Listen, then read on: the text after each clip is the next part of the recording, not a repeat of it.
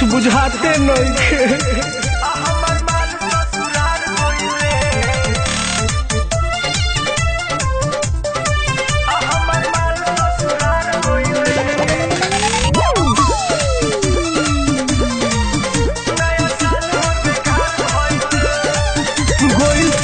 के जोरे शादी होते भोरे चढ़ी के डोली में कोई जिंदगी बेकार मोर सुनाई यार तो हंसली में टेंशन से कपार दुखाता।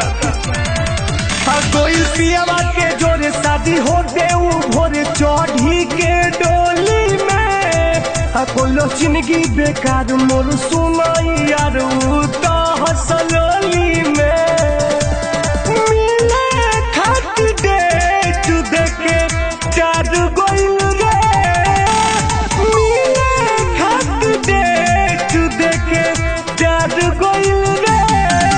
हमर माल ससुराल गइल रे नया साल मोर बेकार भइल रे हमर माल ससुराल गइल रे नया साल मोर बेकार भइल रे।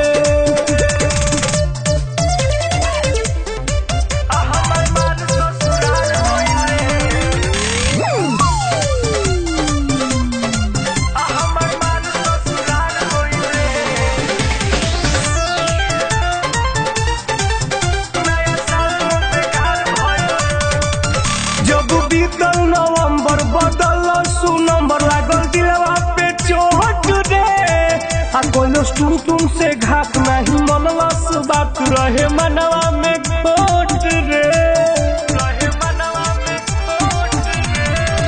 जब बीतल नवंबर बदल नंबर लागल दिलवा पे चोट रे कोई सोनील से घाट न मनलस बात रहे मनवा में खोट रे।